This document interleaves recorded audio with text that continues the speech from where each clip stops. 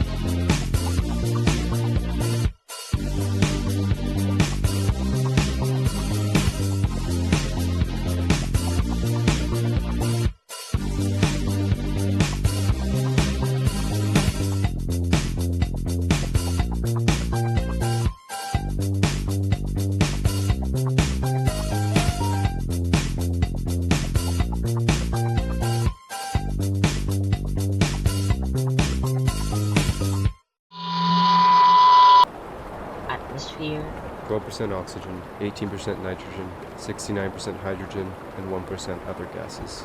Our mission is to collect rocks from this planet. no need to remind us. We'll split up and look for the samples. Mears go that way, Tulvok go that way. Constant communicator checks every 10 minutes. We will come back at this place when all the rocks have been collected. This rock is soft. Should I bring it? Well, the logical path would be to deduce if it actually is a rock. I'm gonna bring it. Why did you ask if you had already made a decision, sir? Well, I was looking for emotional support. You should have asked me then. You were listening to our conversation this whole time? No, I just tuned in recently because I found this floating rock. I'll go to your location first.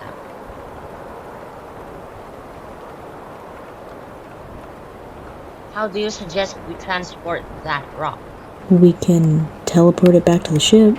Captain, this is Tulvok. Can you read me? Chris here. I found a crystalline rock, Captain. Should we collect it also? Alright, we also have a few rocks. I think we have enough to go back to the ship with. Everyone, go back to the previous area.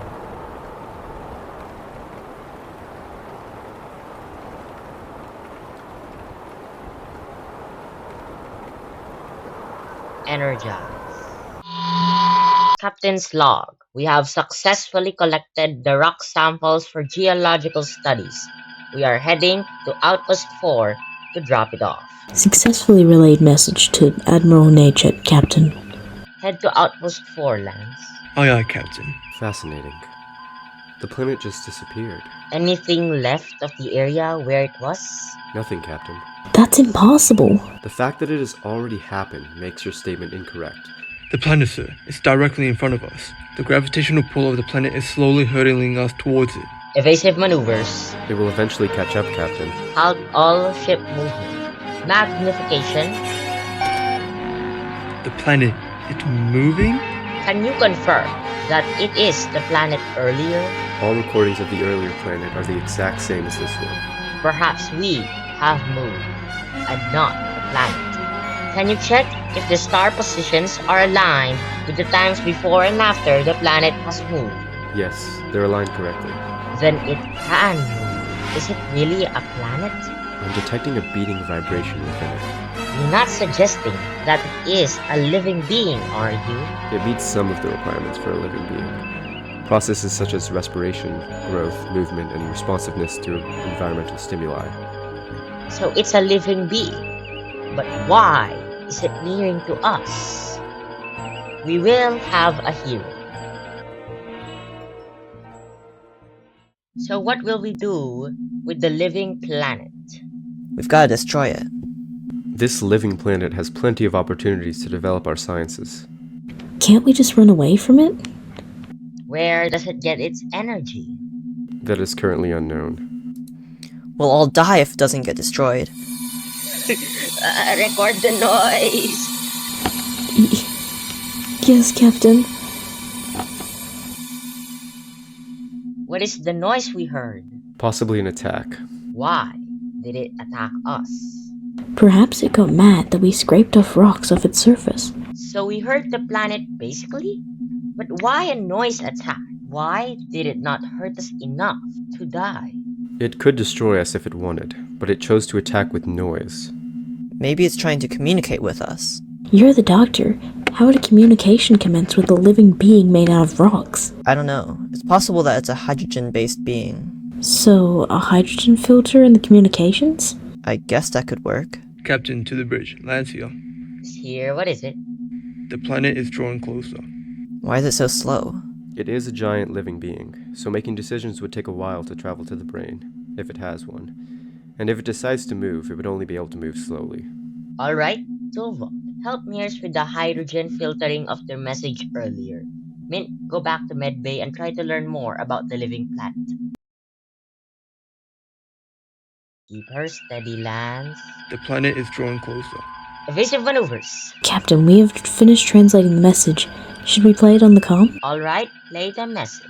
My name is Gaia. You've taken my children, Sita, Themis, and Hyperion from me. I mean you no harm. I only wish for you to return them. I will die if my children are not by my side. Run away from this position. Exactly 1 milliparsec. Then it'll take an hour for it to catch up. So, should we return its children to the rocks? I see no harm in giving her children to her.